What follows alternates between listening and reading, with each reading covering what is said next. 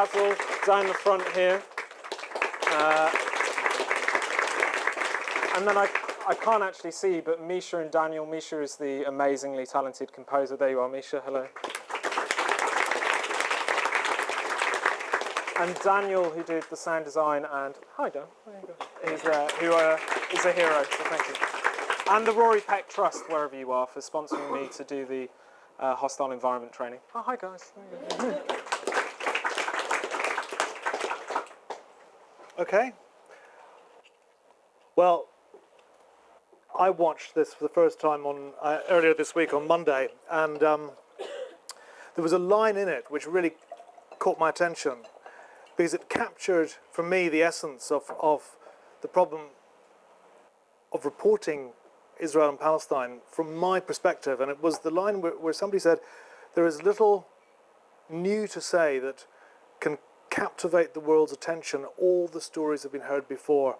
And that's the really sad thing. After all these years of this stalled peace process, that's where we're at. And for me as a news journalist, editors are reluctant to send on these things until they've really crescendoed to a ludicrous stage, like in the recent conflict. But not all the stories have been heard before, and I think Joshua and his team managed in this film. I don't know if you'll agree. You'll have all the chance to say your thoughts on this, but I think they did capture something that was different. My observations, for what they're worth on the film, I loved some of the beautifully shot little vignettes, the little snapshots of beach volleyball and the volleys of tear gas in the West Bank. There were those pictures of the boys who'd been arrested praying by the roadside. This is really unusual stuff to see in any film. There were the telltale little asides, and I listened to your reaction when you saw Lola looking round sideways at the camera at that Hitler comment, not knowing what to think or say. And then there was her going into Ramallah and seeing the Domino's pizza and the sushi, and like, oh my God, they're humans too. There was a real sense of being there with somebody who was experiencing something for the first time. And there was something very brave in her in doing that. And that's, I think, something that you caught too. Nuggets that were dropped into the script that struck me, and I'll just point those up in case they come into the discussion. The startling fact that since that peace process, as it's called, started in 1993, the number of illegal settlements on the West Bank has doubled. And then the things that people said to you. There was the Manal line about you can't deny the existence of someone. That's what Hitler did. There was Brigadier Shlomo's comment, not only in that they'd run out of hope, but also that there was his recognition at the end there that what Israel had essentially become was an apartheid state. Now, there was much to chew on there, and many questions I'm sure that you'll want to ask. I'd like to kick off by asking Joshua how he managed to film Lola in the car. Did you have a GoPro camera strapped to your ear or something? How did you do that? So a bit of background to this. I mean, I did all the filming myself. So when Lola and Manal meet, that was a nightmare because you've got one camera and you're trying to tennis, trying to capture them all. In the car, I spent ages rigging up a tripod in the back of the car in a lay-by in Ramallah before going to pick Lola up so I could get this shot. And then realised that wasn't working too well, so I actually put the camera on my lap while driving and sort of did that. I actually had 6 car crashes during the shoot, so I don't know if that says something for that tactic. But yeah, so it was quite difficult. And how long did it take you to persuade her to do this? She asked. So I didn't actually do any persuading. She asked if she could come to the West Bank with me. Initially, she didn't want to do this on camera. And I was reluctant to sort of take her there as a tourist or a war tourist. You know, I said, if we're going to do this, it needs to be on camera, otherwise I don't feel comfortable doing that. But she pursued it, she asked over about a couple of weeks, and then once I put together a plan with the producers that would ensure we could do it safely, and Manal's a very good friend of mine, so I knew in that village we would have no problems. we sort of went for it and we did it. I mean, the plan was ridiculous. We had sort of like, if the car breaks down, there's a guy coming to get the car, so Lola's constantly safe. So we've tried to do it to minimise as much of a threat to her as possible, because I think we should remember, although we might be irritated by her character at points, it took an awesome amount of bravery to go into somewhere where you think is incredibly dangerous.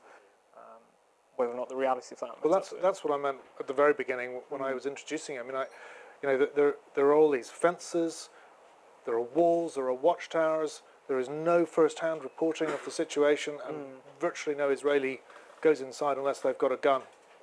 Yeah, although I will say on that, actually, two of the guys in this, Jesse Rodenfeld and Joseph Danner, they are very clearly both Israeli Jews, and they live in Ramallah, or did at the time, so they actually had set up shop there.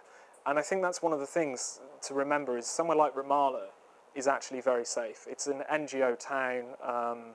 You can go out clubbing, you can get drunk, and you're largely going to be fine. Of course, there are incursions from time to time, but there are bubbles within the West Bank where you're fine. It's not a straight-out conflict like you see in Gaza. So besides being attracted by the clubbing and drinking in Ramallah, what actually drew you to doing this film? Because, I mean, it's an astonishingly ambitious project, wading into this incredibly complex and long, intractable conflict, really. I mean, why? Why is a 24-year-old running around the West Bank? I was 24 when I started, completed on my 25th birthday. Basically, I'd been spending a lot of time in the region, so I've been going to the region for a couple of years before this, Jordan, Egypt and things like that, and then I became fascinated with this conflict that had been going for so long but seemed to be so mundane almost, it's so normalised, and started travelling into the West Bank, and then kind of got a bit tired of the lack of attention to the story, and also how different I think it can be from how it's reported to the reality on the ground. I know you've talked about difficulties reporting it, or difficulties even getting editors to commission you to report it. So I wanted to try and take a new stab at covering it, and hopefully that's what this does. Do you think it's what it does? Yes. What would you like that film to achieve? I think I'd like it to sort of look at it a bit differently, and to start to see through some of the politics and the statements in the press conferences, as it says in the beginning, and start to think about it more from the perspective of those who live it from both sides, and what that reality looks like. Because the only way we will see real change in this conflict is when popular opinion comes against it. I don't want to use an apartheid South Africa analogy lightly, but what we saw real change there was popular opinion shifting against that. So you're a bit of an activist. I wouldn't say I'm an activist. I would say, like yourself, I've been there and I've seen the impact on human beings, and I think it becomes very hard to argue against the human cost sometimes. And have you had any response from Israelis or Palestinians who've watched that film, and have you heard their reactions? Yeah, I mean, I was expecting both sides to kind of go for me a bit and verbally kick the crap, but the first screening we did in a big cinema, the Rio Cinema. It was lovely, and a guy put his hand up, and he basically was an ex-IDF explosives expert.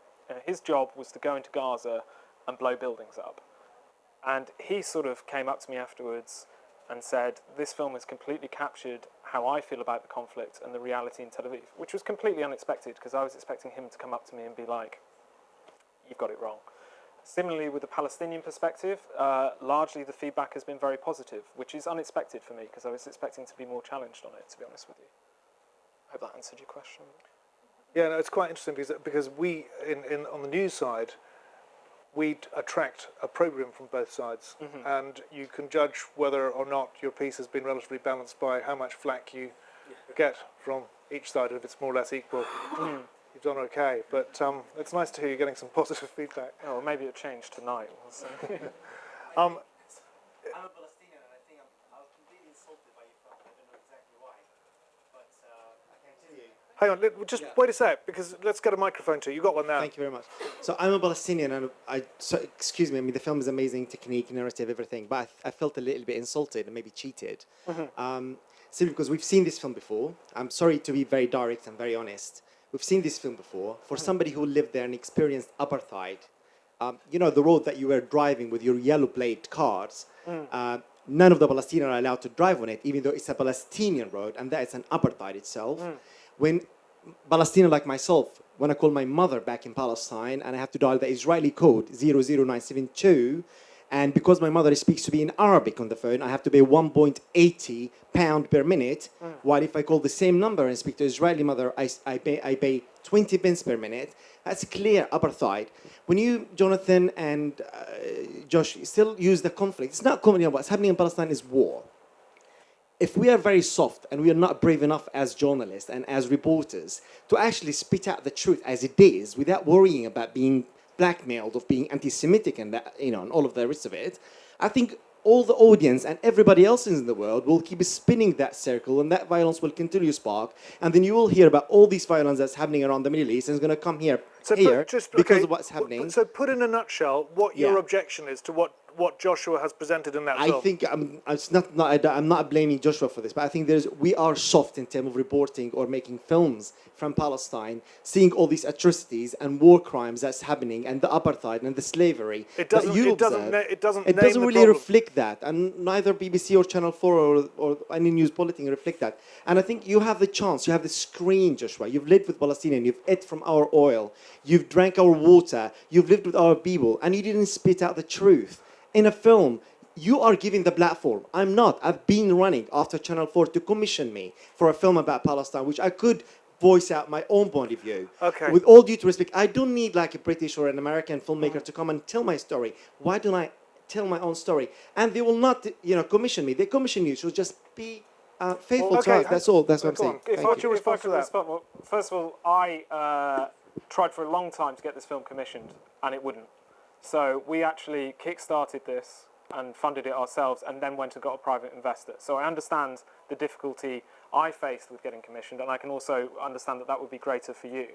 I will say that, to deliver this message to a mainstream audience, to have a former brigadier general of 8200, which is basically the Israeli equivalent of NSA, come out and say we're heading towards an apartheid state, it makes that message a lot more palatable to a mainstream audience. Because my worry is, if you have that coming from a Palestinian perspective, that message gets completely lost and it's dismissed. But if you have that coming from a brigadier general of Israeli intelligence, it becomes very hard to refute that. And I'm sorry that you feel that perhaps some of the points weren't touched upon, but my main goal with this was to take the perspective to the mainstream audience. And with that, I was kind of aware that I would have to take certain editorial decisions to allow it to be palatable to the mainstream. But I do think there are certain points in there that are raised very clearly that will be listened to from the direction that they're raised. Okay, so look, I mean, the other thing about this, it wasn't filmed at a time of direct conflict or war going on. This was filmed in ordinary people's homes at a time when there was relative peace. Mm-hmm. And I think I'm not defending what you've done here, but I think, you have, through the voices of Manal particularly, I think reflected very accurately the sense of injustice that Palestinians feel. I mean, at the very beginning, when she's picking those olives, she talks of even picking olives as being an act of resistance, which I find very striking.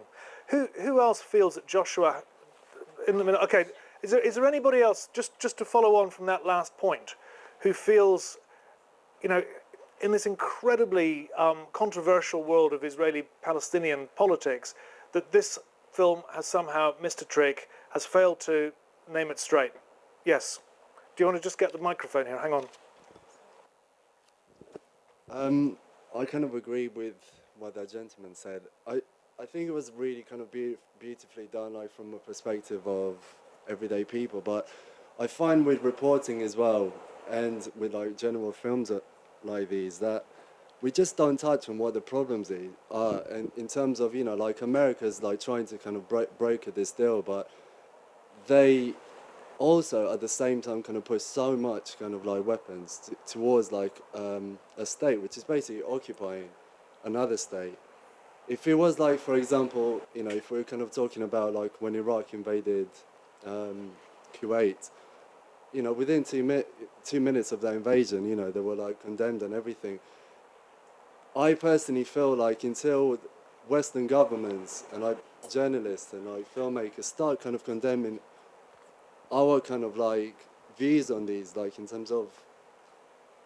But do you not think it's doing that in the sense? I don't think you can come away from this film viewing the peace process in a remotely positive light. No, I mean. And also, you know, the caveat at the end from Yehuda saying, you know, this isn't just an Israeli problem; it's a problem for broader society and the international community.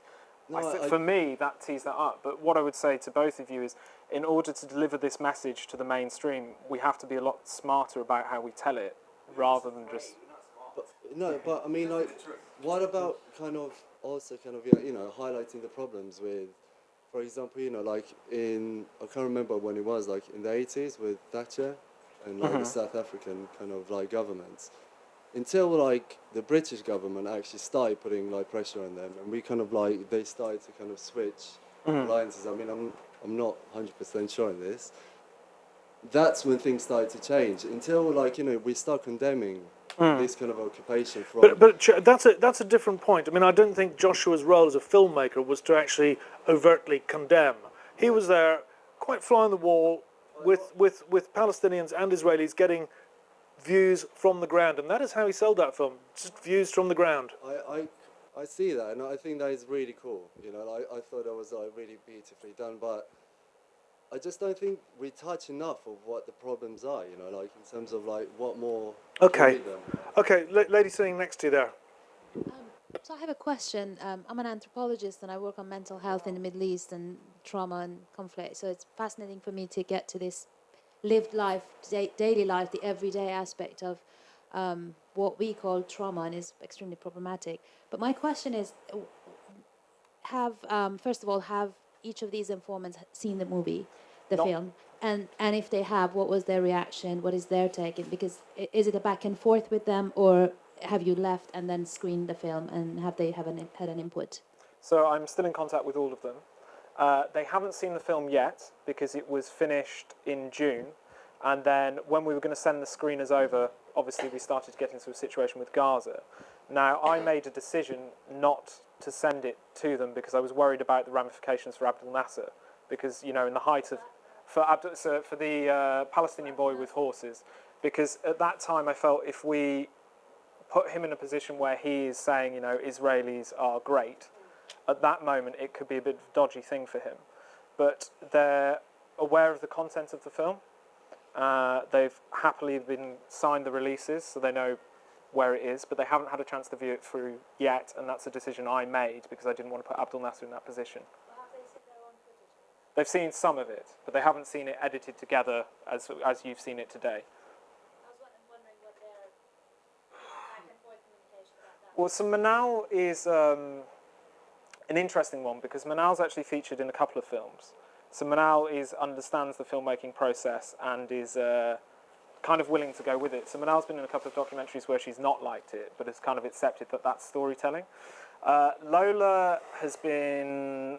I think Lola really wants to see it in its cut together, guys. She was concerned that I don't sort of take a really, really biased Palestinian perspective, as you would anticipate. And I don't think Abdel Nasser largely cares that much, in all honesty. But no, they haven't seen it, and that's obviously something they do have to have, and they have to see it. And they will have to see it before we sign any distribution deal, because it wouldn't be fair. But I made the decision to hold off because I didn't want Abdel Nasser getting beaten up, basically. Why did you choose to focus on Abdel Nasser as a character? Because, I mean, I don't know how other people feel about him, but I was not drawn to him particularly.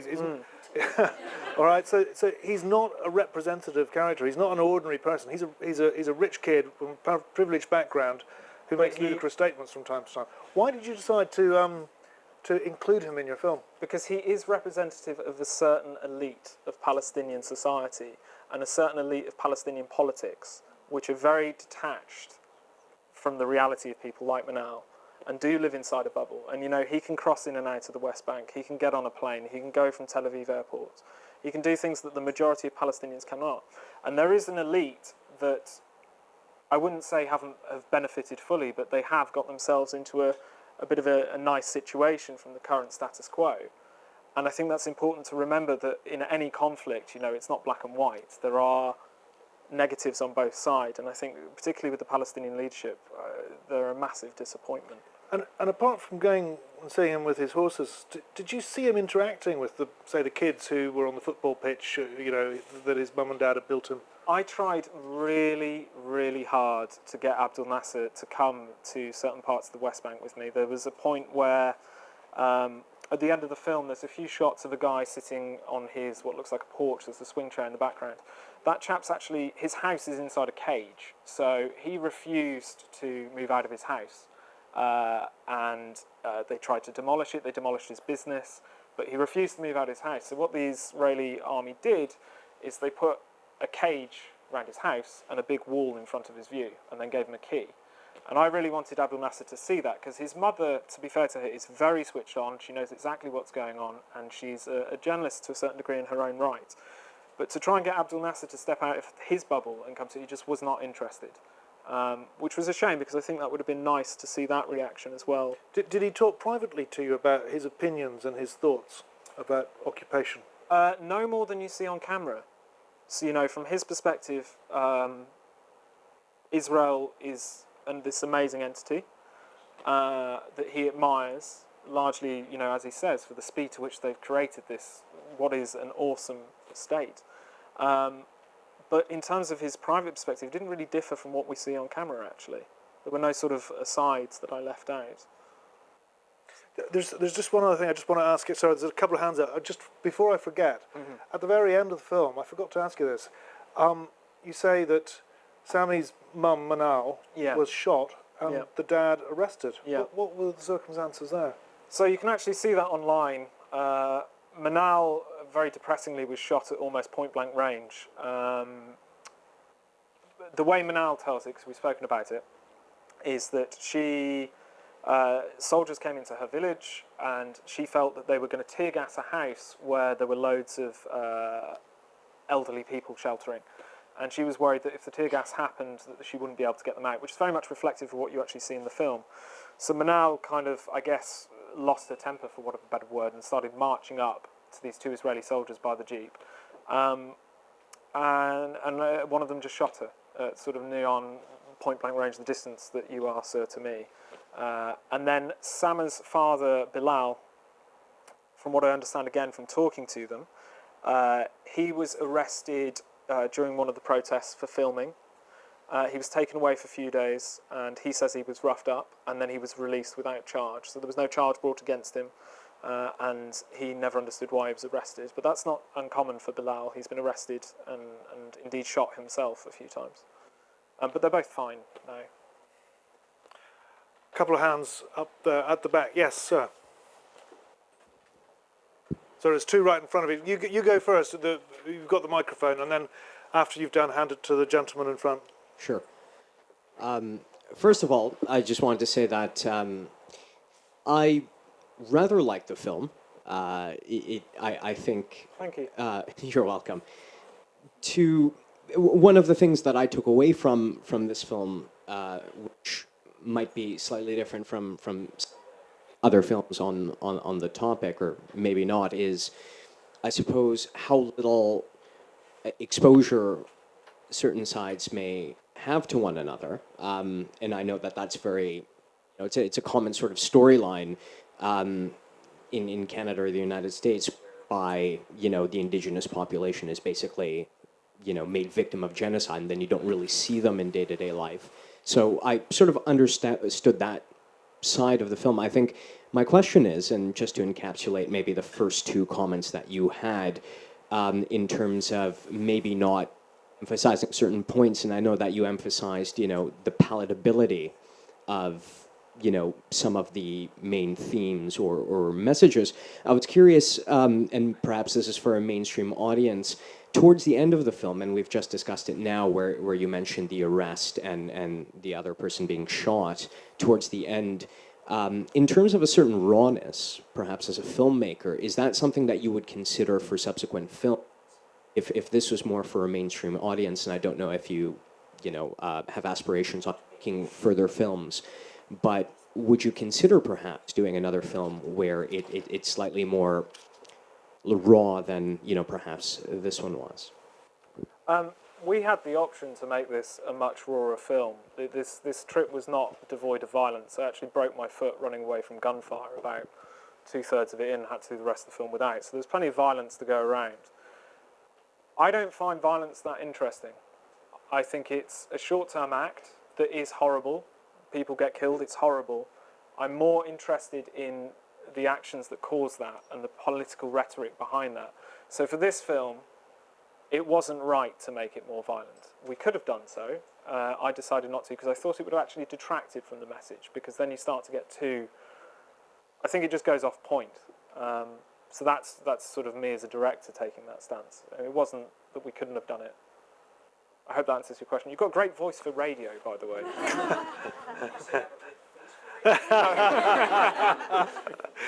Moving on swiftly. Yes, sorry, gentleman in front there, yep. My question is to do with Can I just say, sorry, I haven't seen this chap for about 5 years. That's amazing. I met him in the West Bank many years ago. Hi. How are you? Hi. Sorry. My question is to do with the sequences with Lola. I think there's a rather unfortunate tendency amongst the young militarized Israeli population, certainly the ones that see themselves as being more progressive or liberally minded, once they've finished their military service, to then indulge in a very immediate form of conflict tourism, to attend a few protests in the West Bank. I know it can be kind of socially and materially difficult to oppose the occupation from within Israel, but in most cases they indulge a little bit in that and in the travel privileges afforded to them. Or they take copious amounts of drugs. Or they go and rave in the desert, taking advantage of water supplies to hose themselves down or whatever.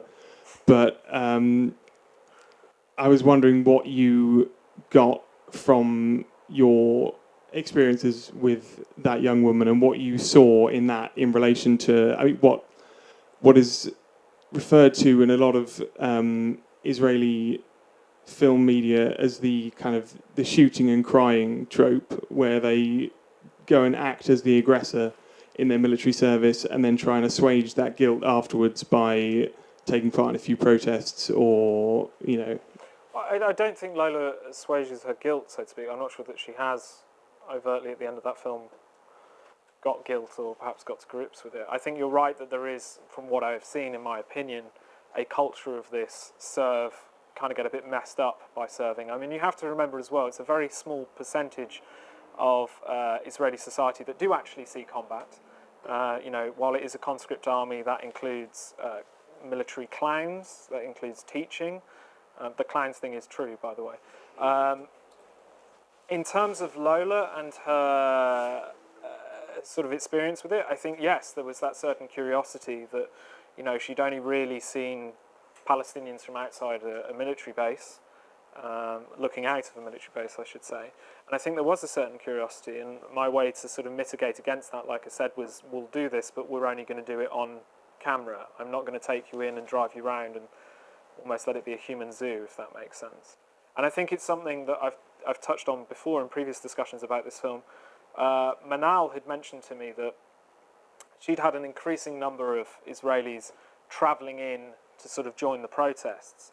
And she said when this first started happening, it was interesting because the Israelis would come and walk at the front of their demonstration to almost provide a sort of shield to the Palestinians. But increasingly today, they come and they don't so much get involved, but they watch. And, by her own statement of it, she refers to it as war tourism. So I think that does exist, you're right. You did not film very much with Lola in her settlement. Did you choose not to do that? I filmed quite a bit with Lola in the settlement. I wasn't actually able to go out and about in the settlement because every settlement has ex-special forces guys, ex-soldiers, and indeed active soldiers guarding it.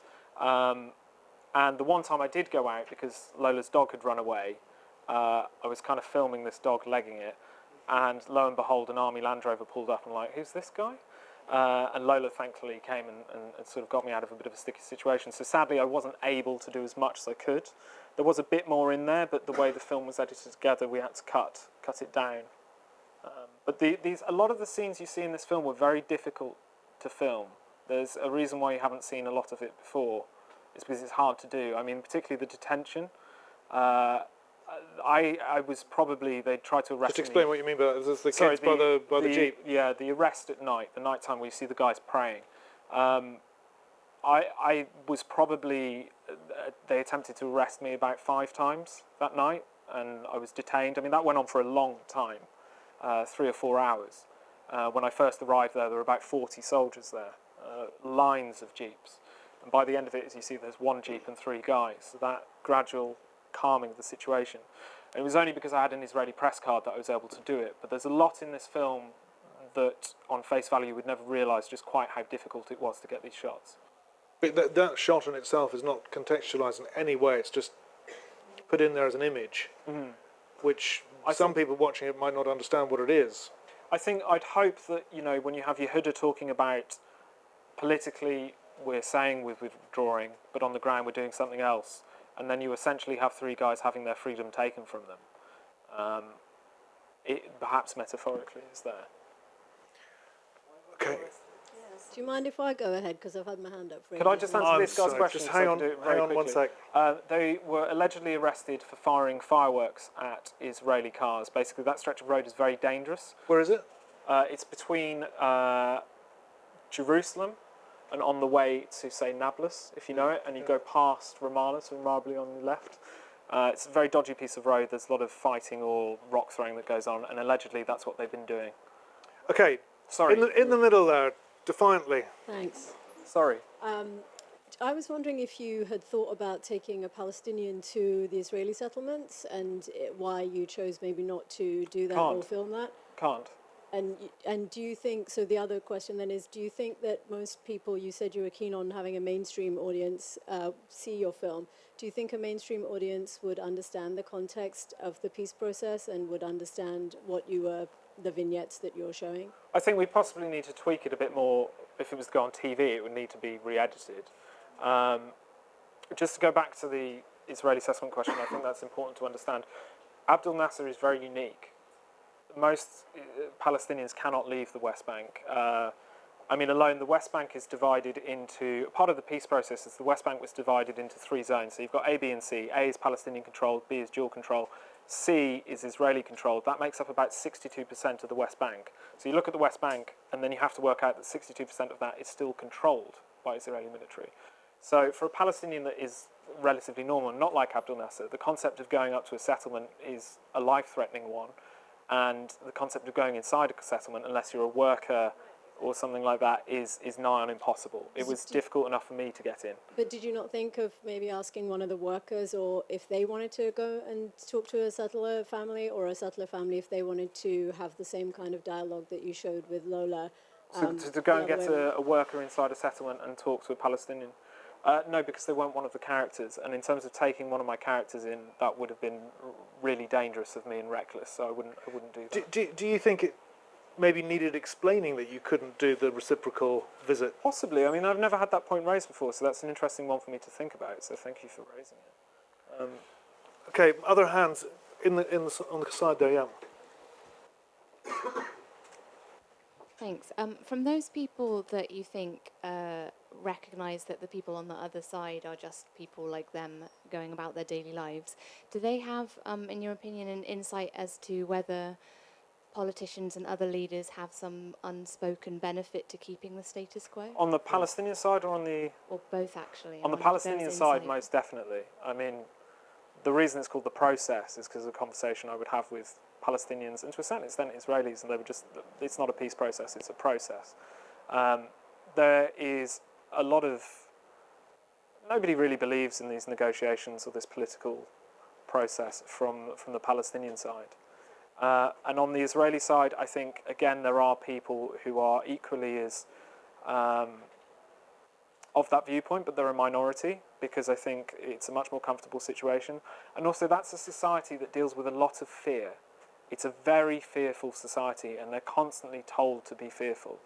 And sometimes for me, the fear outweighs the reality.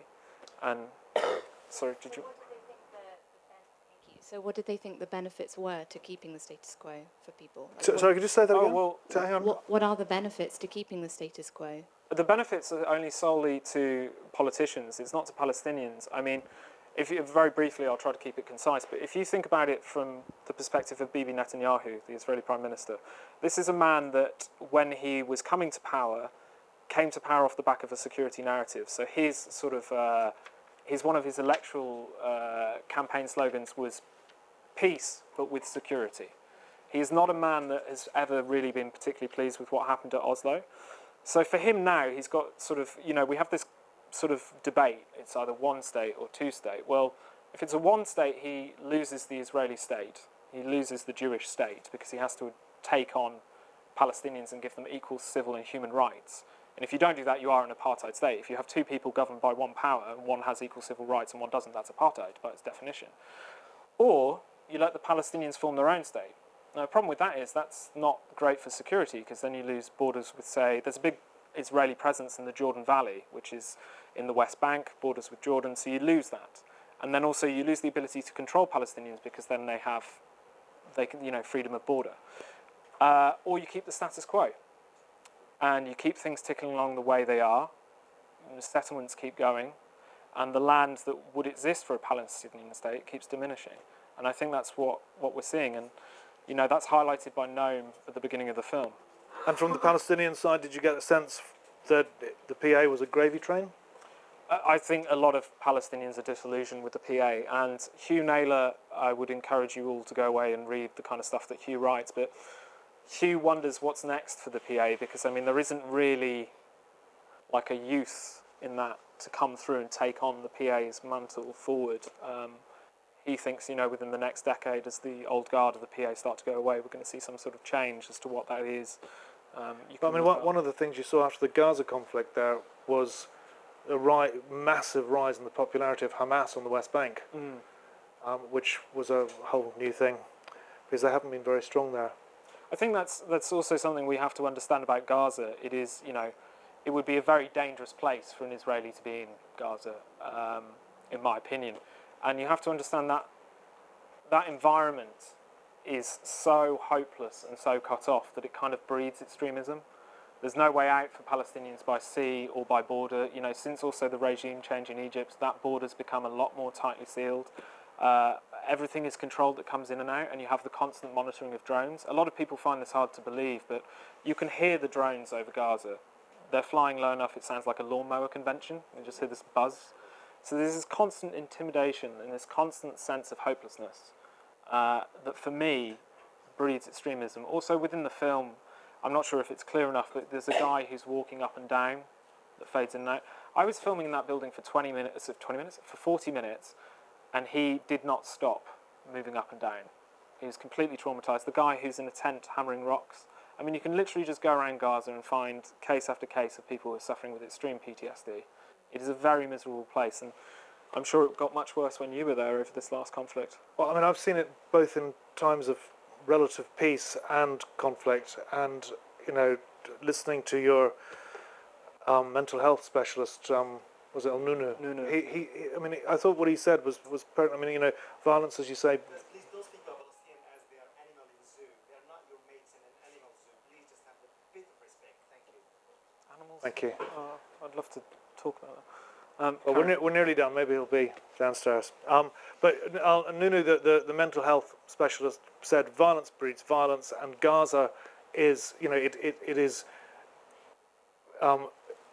the end of that process made manifest. It's basically what is happening in Gaza is just all the frustrations built up. I read something that a professor from I think Columbia University had written about Gaza. Is if you keep people imprisoned in a ghetto, and he used that word, 2 million people imprisoned for a ghetto for long enough, eventually that ghetto will fight back, and I think that's what you saw there. And look, it will happen again. If this situation isn't resolved, Gaza, this is not the first war we've seen in Gaza. It will not be the last. That's the sad reality of it. Sorry, you've had your hand up so much. Okay, can we just say 2 more questions? We'll take. Sorry, how many is it over there? 2 of you there? 1. Okay, 2 questions there and one One gentleman person. at the back, Sorry. and then we'd better call it a day. I had the mic in my hand for a while, so I was wondering if I Go could just ahead, ask. go ahead. Yeah, absolutely. I wanted to touch back when you said you didn't enjoy the violence, you enjoyed the political rhetoric.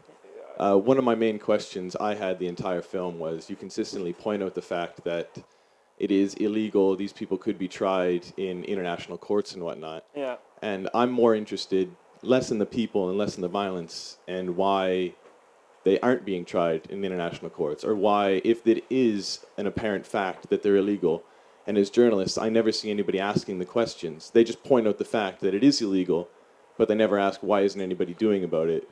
And if they are, that's what I'm most curious about, and the political rhetoric behind it, or asking to get those Okay. questions is what I'm most curious. This is an excellent question. I'm going to skim read to give some context to what you're saying. So, Article 4 of the Geneva Convention, there's a statute in that which basically says if you invade a land, you cannot move the people from that land or reoccupy that land with your people.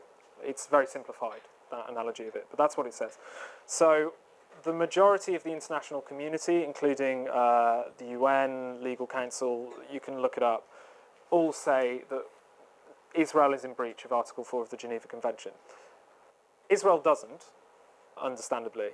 And I think what you're touching on here is the broader question of how you actually do start down the road of real change in this conflict. And for me, it's quite simple. Until there is a base level recognition of international law from which a process of peace can be built, we're just going to keep going around in this cycle. Because it's all very well if you and I have an argument and, you know, the police are on my side and saying you've broken the law, but you just continue to reject that. Unless the police enforce that, then the situation just keeps going. And that's kind of what you can see going on here. In terms of pointing that out more and going into the legal stuff and the story of this film, that simply, for me, wasn't possible because I only had an hour. I mean, there is so much more to this conflict, as I'm sure you can appreciate. And I shot 77 hours of footage. So there is much more and many more stories to be told. And, you know, my 2 producers can vouch for how much detail I had to strip out of this film.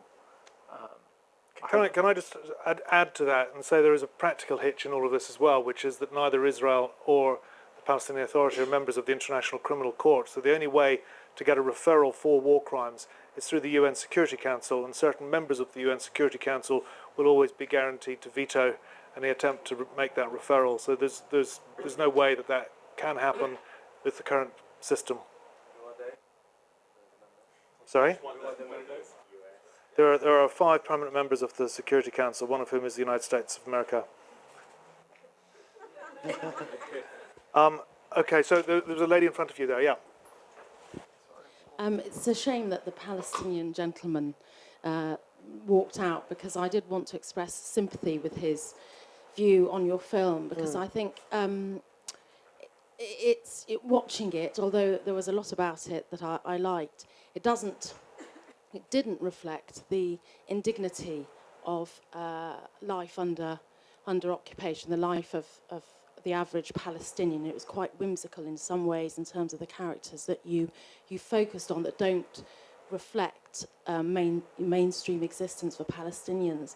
And I think when you talk about your desire to make a film that is palatable to a mainstream audience, it is precisely the unpalatability of the images that we have seen in the latest war that has actually triggered a shift in the apathy of the general population to this issue. So in some ways, the problem of your film is that it has been eclipsed by events. And for me, that's where the flaw is in its palatability. Well, I guess the counter to that would be that, you know, we have a chap in Gaza recounting the experience of a child being pinned under rubble by body parts of his family.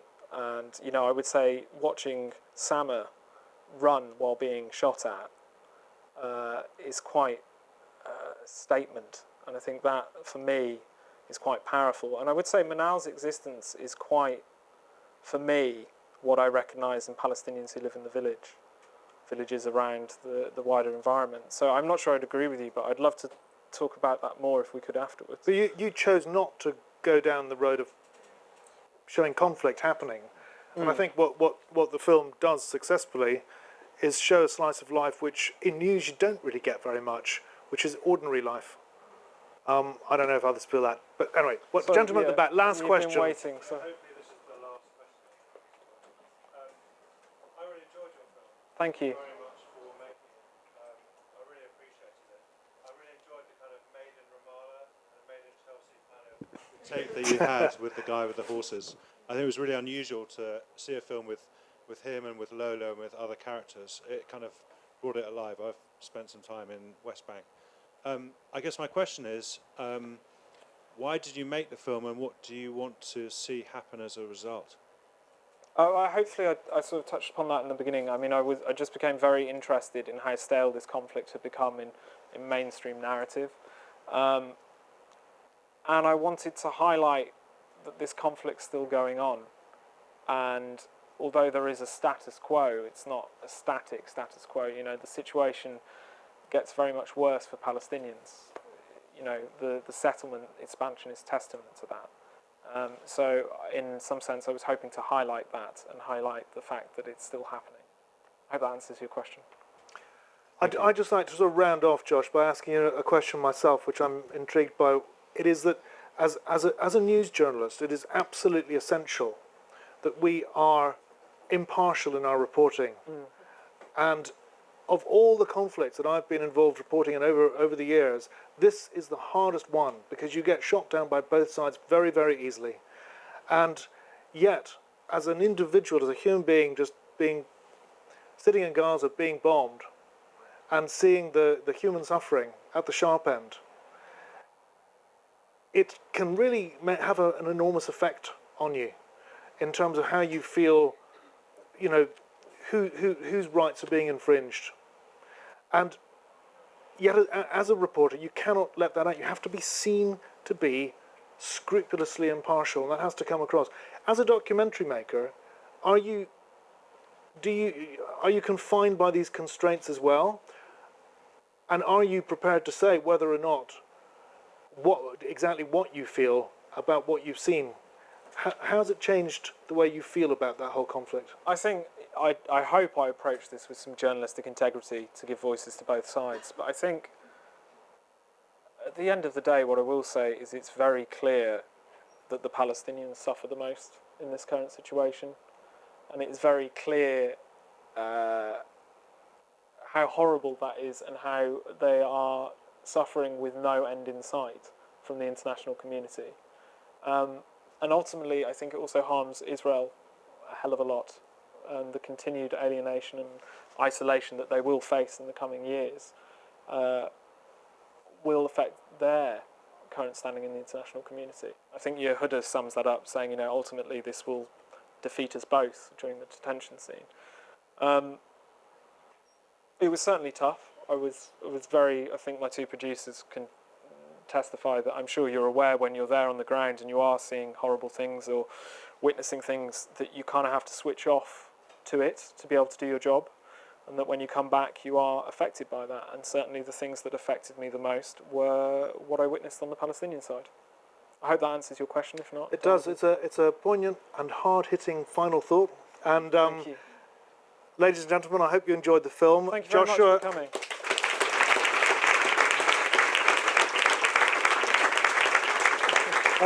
I was going to round off by saying Joshua Baker, filmmaker, geostrategic analyst and commentator, international lawyer and polymath. Anyway, here he is. Thank you very much, everyone, for coming on tonight.